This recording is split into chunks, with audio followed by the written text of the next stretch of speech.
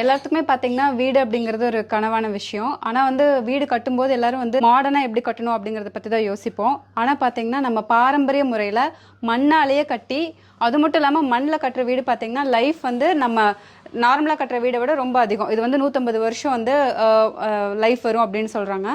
நம்மளோட பாரம்பரியத்தை நேசித்து அந்த பழைய காலத்தில் எப்படி கட்டினாங்களோ அதை விடவே ரொம்ப நல்லா கட்டியிருக்கிற ஒரு வீடு தான் நம்ம இன்னைக்கு வந்து நம்ம சுற்றி பார்க்க போகிறோம். வாங்க பார்க்கலாம்.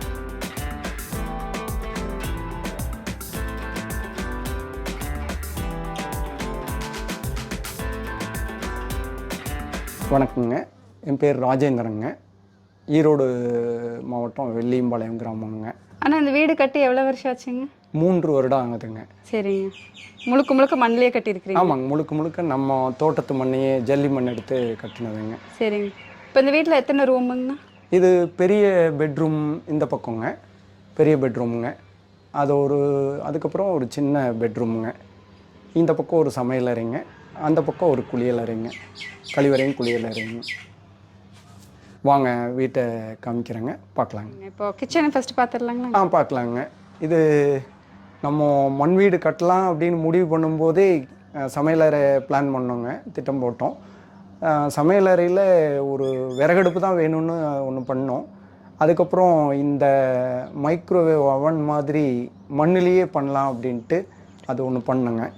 இந்த ராக்கெட் அடுப்பு கொஞ்சம் புகை வருதுன்ட்டு அதை எடுத்துட்டோங்க. இந்த அவன் கொஞ்சம் எடுத்து காட்டுறீங்களாங்க? இது வந்து மைக்ரோவேவ் அவன்னு சொல்லக்கூடிய அடுப்பை நம்ம மண்ணிலேயே டிசைன் பண்ணோங்க. இது பார்த்திங்கன்னா இதில் இந்த போர்ட்டில் விறகு போடுவோங்க. இது விறகு போட்டு இந்த விறகுல வரக்கூடிய அந்த தீ வந்து இங்கே உள்ளே வருங்க, இந்த டோமுக்கு வருங்க. இந்த டோமுக்கு வந்ததுக்கப்புறம் உள்ளே ஏதாவது பேக் பண்ணணும், வேக வைக்கணும் அப்படின்னா இந்த டோரை எடுத்துகிட்டு உள்ளே ட்ரேவை வச்சு அதில் என்ன பேட்டர் வைக்கணுமோ வச்சு உள்ளே தள்ளிடலாங்க. தள்ளி தீ வர்றதுனால அது கருகாதுங்களாங்கண்ணா? தீ மேலே வராதுங்க, சூடு மட்டும்தான் வருங்க. சின்ன சின்ன ஃப்ளேம் மட்டும் வருங்க, கொஞ்சமாக வருங்க. அந்த ஃப்ளேம் வந்ததுக்கப்புறம் நீங்கள் திரும்ப இந்த பேட்டரை ஏதாவது வச்சு ட்ரே வச்சுட்டு இந்த டோரை நீங்கள் க்ளோஸ் பண்ணிடணுங்க. ஒரு 1/2 hour to 3/4 மணி நேரம் என்ன வைக்கிறோமோ அது முழுசாக வெந்துருங்க. சரிங்க. இந்த எலக்ட்ரிக்கல் ஒர்க் பற்றி சொல்லுங்கண்ணா.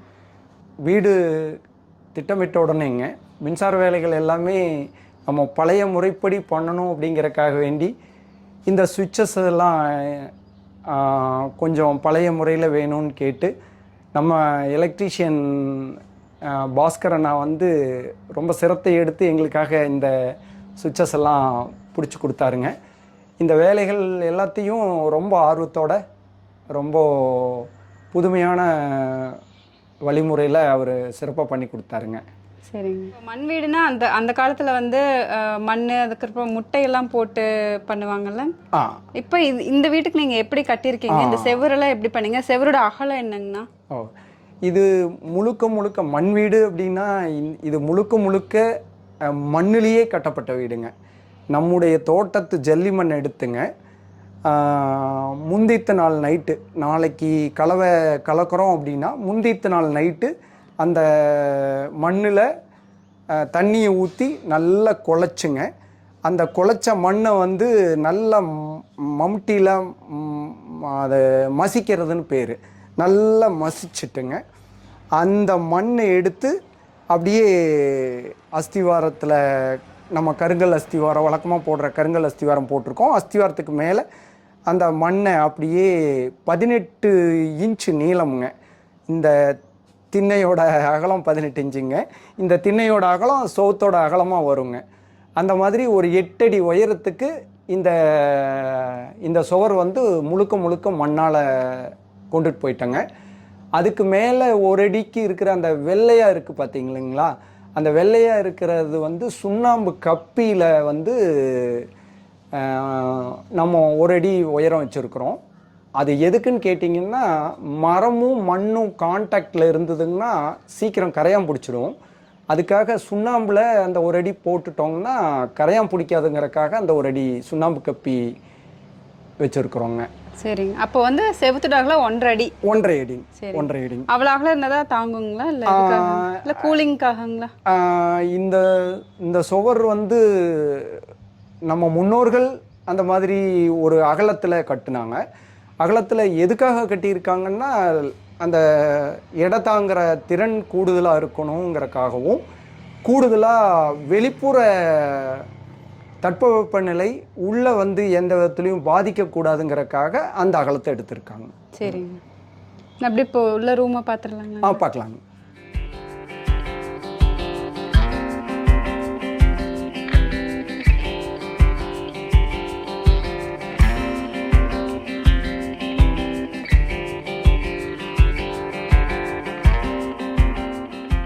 இது பெரிய பெட்ரூமுங்க. ரொம்ப முக்கியமாக சொல்லப்போனால் ஒரு கையகல சிமெண்ட் கூட உள்ளே வரக்கூடாதுன்னு முடிவு பண்ணுறோம். அதனால் இந்த மரப்பொருட்கள், ஓடு இது எல்லாமே வந்து புதுசாக வாங்கக்கூடாது.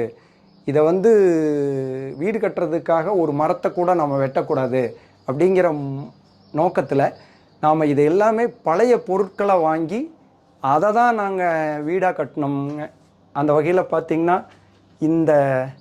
இந்த நிலவு, இந்த கதவுங்க, இந்த ஜன்னல் இதெல்லாம் பார்த்திங்கன்னா ஒரு 18,500 ரூபாய்க்கு 2 கதவு, 2 நிலவு, நம்மளுக்கு 4-5 ஜன்னல் நாம் வாங்கிட்டோமுங்க. இந்த வெட்டுக்கைன்னு சொல்லக்கூடியதும் இந்த ரீப்பர்னு சொல்லக்கூடிய இந்த மரப்பொருளுக்கும் இந்த சட்டம் அப்படின்னு சொல்லக்கூடியது இது எல்லாத்துக்குமே இது மரம்ங்கிறதுனால சீக்கிரம் கரையாமல் பிடிச்சிரும் அப்படிங்கிறக்காக ஆன்டி டெர்மைட் ப்ராப்பர்ட்டியாக முந்திரி எண்ணெயை வரவழைச்சுங்க. அந்த முந்திரி எண்ணெயை இதில் பூசிட்டோங்க. ஸோ அது வந்துட்டு கரையானுக்கு எதிராக செயல்படும் அப்படிங்கிறதுனால, கரையான் சாப்பிட முடியாது அப்படிங்கிறதுனால அந்த முந்திரி எண்ணெயை அடிச்சிருக்கிறோங்க. அப்படியே பெரிய பெட்ரூமை பார்க்கலாமா? பெரிய பெட்ரூம் பார்க்கலாங்க. இப்போ இந்த ஓடில் வந்து இந்த கண்ணாடி இருக்கிறது வெளிச்சத்துக்காக. அது நம்ம பார்த்திங்கன்னா பொதுவாகவே நம்ம முன்னோர்கள் வீடு கட்டும்போது வெளிச்சம் அதிகமாக இருக்கிற மாதிரி திட்டமிடுவாங்க.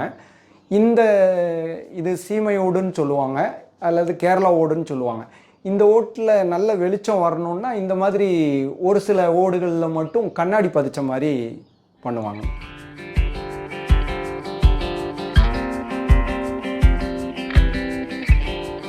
இப்போ இந்த ஜன்னல் பார்த்திங்கன்னா பழைய ஒரு 100-120 வருடங்களுக்கு முன்னாடி ஜன்னலெல்லாம் எப்படி ஒரு அமைப்பு பண்ணாங்களோ அந்த மாதிரிங்க. இது ஆக்சுவலி ஏர் வென்டிலேட்டருங்க.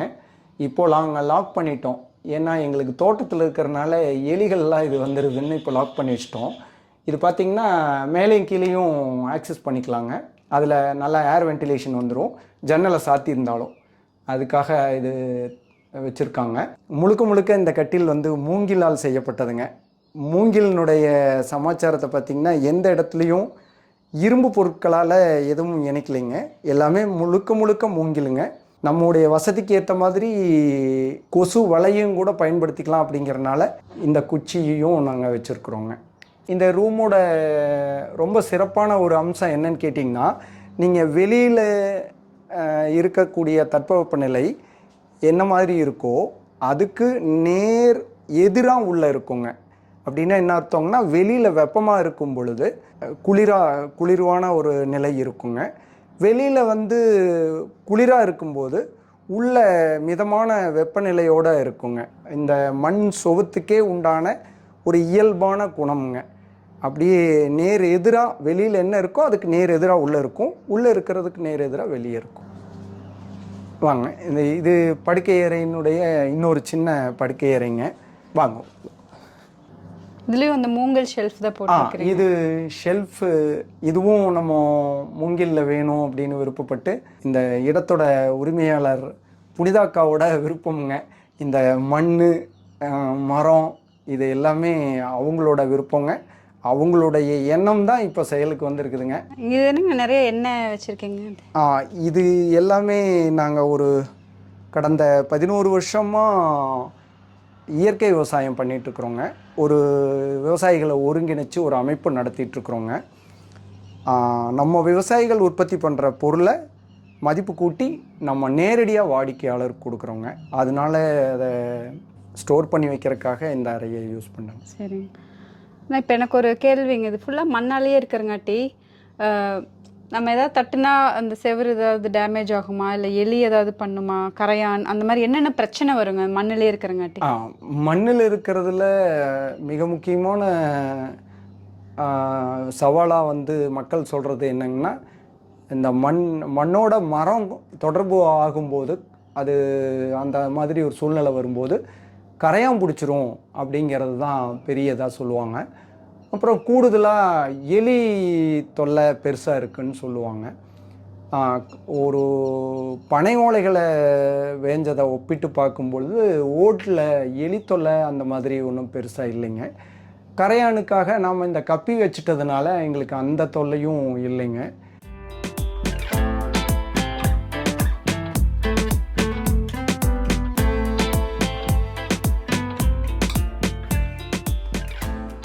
இன்னும் ரொம்ப முக்கியமான ஒரு விஷயங்க, இது மண் வீடு, இதுக்கான ஆயுட்காலம் கம்மி அப்படின்னு இது சாதாரணமாக நினச்சிடாதீங்க. இந்த மண் சுவர் 18 இன்ச்சு 1.5 அடி அகலம் இருக்கிறதுனால இந்த வீட்டுக்கான ஆயுட்காலம் வந்துங்க குறைந்தபட்சம் 150 ஆண்டுகள். இது கேரளாவில் பார்த்திங்கன்னா 350 ஆண்டுகள் இதே சுவர், மண்ணால் கட்டப்பட்ட சுவர் அற்புதமாக இன்றைக்கி வரைக்கும் நல்லா இருக்குதுங்க. அதை நீங்கள் போனால் பார்க்கலாங்க. இப்போ இது கட்டுறதுக்கு செலவு அதிகமாக ஆகுங்களா, இல்லை எந்த மாதிரியா? இது ஒரு ஒரு மக்கள்கிட்ட இருக்கிற ஒரு பொதுவான கேள்வியும் கூட, சந்தேகமும் கூடங்க. இந்த மாதிரி மண் வீடை கட்டணும்னு நீங்கள் திட்டமிட்டிங்கன்னா இதுக்கான கட்டுமான பொருள் எல்லாமே நீங்கள் உங்களுக்கு பக்கத்தில் கிடைக்கிற மாதிரி நீங்கள் முதல்ல திட்டமிட்டுக்கிட்டிங்கன்னா இந்த வீட்டை வந்து கண்டிப்பாக இப்போ கட்டிக்கிட்டு இருக்கிற வீட்டோட செலவை விட குறைச்சலான செலவில் கட்ட முடியுங்க. இப்போ எங்களுக்கு பார்த்திங்கன்னா 3 வருடங்களுக்கு முன்னாடி எங்களுக்கு இந்த வீட்டுக்கான செலவு ஒரு சதுரடிக்கு 1100 ரூபாய் இருக்குதுங்க. இப்போது இந்த அறையில் பார்த்திங்கன்னா அந்த மேலே 8 அடி மண் சுவருக்கு மேலே கப்பி 1 அடிங்க, அதுக்கு மேலே அந்த சட்டத்துக்கும் அந்த ரீப்பருக்கு இடையில் ஒரு கம்பி வலை மாதிரி போட்டிருப்போங்க. இதை நார்மலாக பாந்து அடைக்கிறதுன்னு சொல்லுவாங்க. அதை முழுசாக அடைச்சிருவாங்க, சுண்ணாம்பு மாதிரியான பொருளை வச்சு அடைச்சிருவாங்க. நம்ம வந்து அதில் காற்று நல்லா உள்ளே வரணுங்கிறக்காகவே இந்த கம்பி வலையை போட்டிருக்குறோங்க. அதனால் நல்ல காற்று உள்ளே அற்புதமாக வருதுங்க. செவரோட கலர் பார்த்திங்கன்னா இயற்கையாக மண் மாதிரியே இருக்குது. இது என்ன பெயிண்டிங்களா இல்லை என்ன பண்ணீங்க? ரொம்ப ரொம்ப முக்கியமான கேள்வி கேட்டிருக்கீங்க. இந்த சொவுத்துக்கு வந்து ரசாயன பூச்சி எதுவுமே பூசக்கூடாதுங்கிறதுல உறுதியாக இருந்தோம். ஸோ அதனால் நம்முடைய தோட்டத்து மண்ணே எடுத்து நல்ல அந்த கல்லெல்லாம் சலிச்சிட்டுங்க, கொஞ்சம் தண்ணி கலந்து நல்லா சாந்து மாதிரி பண்ணி அந்த சாந்து எடுத்து இதை அப்படியே மேல் பூச்சாக நாங்கள் ரசாயன பூச்சிக்கு பதிலாக நாங்கள் இயற்கையான பூச்சாவே இதை பண்ணிட்டோங்க. சரிங்க. செவரை பற்றி சொன்னீங்க, தரை நல்லா இவ்வளோ ஷைனிங்காக இருக்குதுல்ல, தரைக்கு என்ன பண்ணியிருக்கீங்க? இந்த தளத்தை முடிவு பண்ணதுக்கப்புறம் இந்த தளத்துக்கு என்ன பண்ணலாம் அப்படின்னு போகும்போது யோசிக்கும் போதுங்க, டெரக்கோட்டா டைல்ஸு, ஆத்தங்குடி டைல்ஸு இந்த மாதிரி ஏதாவது போடலாமான்னு யோசித்தோம். அந்த சமயத்தில் நம்ம இந்த வீட்டோட பொறியாளர் வந்து என்ன சொன்னாருங்கன்னா, வஜ்ரம் அப்படின்னு ஒன்று பழைய காலத்தில் பண்ணுவாங்க, அந்த மாதிரி முறையில் பண்ணலாம் அப்படின்னு சொன்னாருங்க. அது என்னன்னு கேட்டிங்கன்னா, நம்ம கல் சுண்ணாம்பை தண்ணியில் ஊற வச்சு அந்த கல் சுண்ணாம்பை அப்படியே எடுத்துங்க, தளத்தை நல்லா மட்டம் கட்டிட்டு அந்த சுண்ணாம்பை மேலே ஒரு லேயர் அப்படியே ஊற்றி விட்டுட்டுங்க, கரண்டியில் நல்லா தேய்ச்சிட்டு அதுக்கப்புறம் இந்த கலவையை வந்து பிள்ளைக்கல்னு ஒரு கல் இருக்குங்க, அதை வச்சு நல்லா தேய்ச்சோம்னா இந்த அளவுக்கு இவ்வளோ ஷைனிங் வந்து அதில் நல்லா வந்துருங்க. இதில் தின்ன அதுக்கப்புறம் இந்த தூண் வந்து என்ன மரத்தில் செஞ்சதுங்க? இது பார்த்திங்கன்னா எல்லா தூணுமே வந்து பனைமரத் தூணுங்க. இந்த பனைமரத்தூண் எல்லாமே நாங்கள் பழசாவே வாங்கிட்டு வந்துட்டோம். இது ஏன்னா இது ஒரு ஒரு தூணும் ஒரு பனைமரத்துலேருந்து வெட்டப்பட்டதுங்க. அதனால் இது பழைய தூணாகவே வாங்கிட்டோம். இதுக்காக நாங்கள் எந்த மரத்தையும் வெட்டலைங்க. சரிங்க. அப்படியே இப்போ வெளியில் இருக்கிற பாத்ரூம் பார்த்தோம்.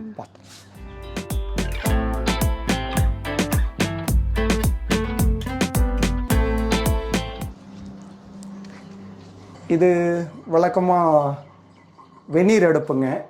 வெளியில் விறக போட்டோம்னா, இப்போது இங்கே ஒரு பித்தளை அண்டா பதிச்சிருக்கிறோம். நீங்கள் விறக போட்டு இங்கே தண்ணி ஊற்றி எரிக்கும்போது இது சூடாயிருங்க. ரொம்ப ஸ்பெஷல் இந்த குளியலறை கழிவறையில் என்ன ஸ்பெஷலுங்கன்னா, இந்த டெடலாக் பிளாஸ்டர்னு சொல்லக்கூடிய இந்த கலவை பூச்சு தானுங்க. இது என்னன்னு கேட்டிங்கன்னா, வெங்கக்கல்னு சொல்லக்கூடிய அந்த வெங்கக்கல்லோட பொடியும் நம்ம கல் சுண்ணாம்பும் கலந்த ஒரு கலவைங்க. இது ராஜஸ்தான்லாம் மார்பிள் பொடியோட சுண்ணாம்பு கலப்பாங்க. நாம் இந்த மாதிரி கலவையை பயன்படுத்தியிருக்கிறோம். இது எதுக்காகன்னு கேட்டிங்கன்னா, இந்த குளியலறை கழிவறையில் தண்ணி அதிகமாக நம்ம பயன்படுத்துகிறதுனால தண்ணி இதில் பட்டா ஒட்டாமல் தாமரையில் தண்ணி மாதிரி கீழே வந்துருங்க. அதுக்காக இந்த கலவையை பயன்படுத்தி இந்த சோத்தை இந்த பூச்சில் பூசியிருக்கிறோம். இந்த பூச்சி பூசும் போதும் கூட இது பூசினதுக்கப்புறம் இதை நல்லா ஷைனிங் ஆகிற அளவுக்கு கல்லில் தேய்க்கணுங்க. அதுதான் இதில் முக்கியமான வேலை. முக்கியமான ரொம்ப நாள் எடுத்துக்கிட்ட வேலையும் அதுதானுங்க. சரி. இப்போது பார்த்திங்கன்னா, இந்த வீட்டுக்கே ஒரு முகப்புக்கு ரொம்ப எடுப்பான ஒரு விஷயம் இந்த திண்ணை தானுங்க. இந்த திண்ணை பார்த்திங்கன்னா, இந்த திண்ணை அடுத்த திண்ணை 2 திண்ணையும் ஒரு திண்ணையும் ஒரு விதமான கலவையில் பண்ணுங்க. இந்த இப்போது கை வச்சிருக்கிற இந்த திண்ணை கலவையோட பனைமரத்து பதநீரை வச்சு கலவை கலந்து இந்த திண்ணை பண்ணோங்க. அந்த அடுத்த திண்ணை பார்த்திங்கன்னா, கரும்பு பாலும் கடுக்காயும் கலந்து அந்த திண்ணையை கலவையில் கலந்து பண்ணோங்க. அது எதுக்காக கலக்கணுங்கண்ணா? இது ஆதியில் நம்ம முன்னோர்கள் இந்த மண் வீடு மாதிரியான இடத்துல அந்த சொவுத்துக்கு பூசுகிற அந்த கலவையில் மணல், சுண்ணாம்பு, கடுக்காய், முட்டையோட வெள்ளைக்கரு, இந்த கருப்பட்டி இதெல்லாம் கலந்துக்குவாங்களாம். அந்த கலவையை நாம் இதில் கொஞ்சம் பரிசோதனை பண்ணி பார்த்தோமுங்க. அவ்வளோதாங்க. இந்த சுவர் கட்டுனதில் ஒரு நுணுக்கமான விஷயம் என்னன்னு கேட்டிங்கன்னா, நல்லா அகலமாக இருக்கிறனால இந்த சுவத்தை கலவையெல்லாம் எடுத்து அந்த மண் கலவையை எடுத்து இந்த சுவர் கட்டும் பொழுது ஒரு அடி உயரம் ஒரு நாளுக்கு நம்ம ஒரு 5-6 நபர்கள் கட்டலாங்க. அதுக்கப்புறம் அதை ஒரு நாள் அந்த சுவத்தை காய விட்டுட்டு அதுக்கப்புறம் அடுத்த நாள் தான் இது கட்டணுங்க. அதுக்காகவே நாங்கள் ஒரு நாள் விட்டு ஒரு நாள் தான் இந்த சுவத்தை கட்டுவோங்க. இப்போ பார்த்திங்கன்னா, நம்ம வீட்டோட முகப்பு இந்த வாசல் படின்னு சொல்கிற இடம். இதில் பார்த்திங்கன்னா, இந்த கோட்டா கல் அப்படின்னு சொல்லிட்டு ஒரு கல் போட்டிருக்கோம். இது கடப்பாக்கல் அல்லங்க. இதில் ஏதாவது எண்ணெய் மற்ற ஏதாவது பொருள் பட்டால் கூட ஒன்றும் இது உள்ளே உறிஞ்சிக்காது, தொடச்சி எடுத்துக்கலாங்க. இது எதுக்காக முக்கியமாக இந்த இடத்துல பண்ணியிருக்கிறோங்கன்னா, இந்த வஜ்ரம்ங்கிற இந்த கலவை இந்த முனையெல்லாம் நம்ம பயன்படுத்துறதுனால இடிஞ்சு போயிடக்கூடாது அப்படிங்கிறக்காக, அதனோட பாதுகாப்புக்காக இந்த கோட்டாக்கல்ல இந்த மாதிரி இங்கே இந்த தளமாக போட்டிருக்குறோங்க. சரி. அதனால அழகாக இருக்குதே அப்படின்ட்டு இது கொண்டு வந்து செடி வைக்கிறதுங்க. அப்படியே வீட்டுக்கு வெளியில் கொஞ்சம் தோட்டமாக வச்சுருக்கிறீங்க. இது பார்த்தீங்கன்னா, இது மந்தார மரங்க. அந்த பக்கம் பின்னாடி நாட்டு மாதுளைங்க, சீத்தாப்பழ மரங்க. இந்த பக்கம் பாரிஜாதம் செடிங்க, பாரிஜாத செடிங்க. இந்த பக்கம் மகிழ மரம் இருக்குங்க. அந்த பக்கம் மரமல்லிங்க. இந்த பக்கம் காக்கட்டை பூங்க. இந்த பக்கம் ஜாதி மல்லிங்க. அது தூரமாக தெரியுது பாருங்களேன், அது தாண்டிக்காய் மரங்க. ஆனால் இப்போ இதுக்கு மண் எவ்வளோ தேவைப்படுச்சுங்கண்ணா? ஏன்னா ஃபுல்லாக மண்ணிலே கட்டியிருக்கோம். இது பார்த்திங்கன்னா, இந்த சுவர் 1.5 அடிங்கிறனால நம்ம தோட்டத்து மண்ணாக இருந்ததுனால நம்ம கிட்டத்தட்ட இந்த ஜல்லி மண்ணில் ஒரு 100 லோடு டிராக்டரில் மண் எடுத்துருக்குறோங்க. எடுத்து கட்டும்போது கொத்தனாருங்கெல்லாம் எங்களை விளையாட்டாக சொல்லிக்கிட்டே தான் இருந்தாங்க. இந்த காலத்தில் இப்படி ஒரு மண் வீடு கட்டணும்னு ஆசைப்பட்டு இப்படி எங்களை வேலை செய்ய சொல்கிறீங்களே, வேலையே நடக்க மாட்டேங்குது அப்படின்லாம் சொல்லுவாங்க. இப்போ அதுக்கும் ஒரு ஒரு தீர்வு ஒன்று இருந்ததுங்க. அந்த மண்ணோடு சேர்த்து நம்ம தோட்டத்தில் கிடைக்கிற இந்த ஓடக்கல், அந்த ஓடக்கல் எடுத்து மண்ணோட கலந்து கொஞ்சம் கொஞ்சம் இந்த சவுத்துக்கு இது வச்சுருவோம். அது பார்த்திங்கன்னா மண்ணோட அளவை கொஞ்சம் குறைச்சதுங்க. அந்த கல் கொஞ்சம் குறைச்சது, கல்லும் உள்ள மண்ணோட கலவையாக சவுத்தில் உட்காந்துதுங்க. ரொம்ப அற்புதமாக வந்திருக்குதுங்க சோறு. அந்த தலை இதில் போட்டிருக்கீங்க முன்னாடி. இது வாசலுங்க, நம்ம வீட்டுக்கான முன் வாசலுங்க.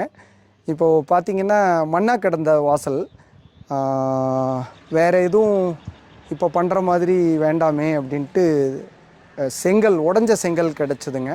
இது கொஞ்சம் செலவு கம்மியாக இருக்கட்டுமே அப்படின்ட்டு உடஞ்ச செங்கலில் வாங்கி இந்த வீட்டுக்கு முன் வாசலாக இதை திட்டமிட்டு இந்த மாதிரி பண்ணியிருக்கோம். இது கலவையெல்லாம் எதுவும் கிடையாதுங்க, அப்படியே செங்கல்ல அப்படியே பதிச்சதானுங்க. சரி, எங்களை தேடி வந்து இந்த ஒரு புதுமையான ஒரு விஷயம்னு நீங்கள் நினச்சி புதுமை செய்யுங்கிற சேனல்ல இருந்து வந்து நீங்கள் இவ்வளோ தூரம் எங்களுக்காக இந்த வீடியோ எடுத்ததுக்கு ரொம்ப ரொம்ப நன்றிங்க. அதே சமயத்தில் இந்த நன்றியை நிறைய பேர்த்துக்கு சொல்கிறதுக்கும் கடமைப்பட்டிருக்கிறேன். இந்த வீட்டை ஒரு அற்புதமான ஒரு வீடாக அமைக்கிறதுக்கு உதவி பண்ணது தோட்டத்துக்கார அக்காங்க, புனிதா அக்கா, அவங்களோட கணவர் ஹேமராஜ் அண்ணா, அவங்க அப்பா தங்கமணி மாமா, எல்லாத்துக்கும் இந்த இடத்துல நன்றி. இந்த வீடு ரொம்ப ரொம்ப அற்புதமாக அமையறதுக்கு காரணமான பொறியாளர் அரவிந்த் அண்ணா அண்ட் பரத், எலக்ட்ரீஷியன் அண்ணா பாஸ்கர், இதை கட்டின ரொம்ப ரொம்ப முதுகெலும்பாக இருந்தது நம்ம கொத்தனார் முருகண்ணா அண்டு சிவசாமி குழு.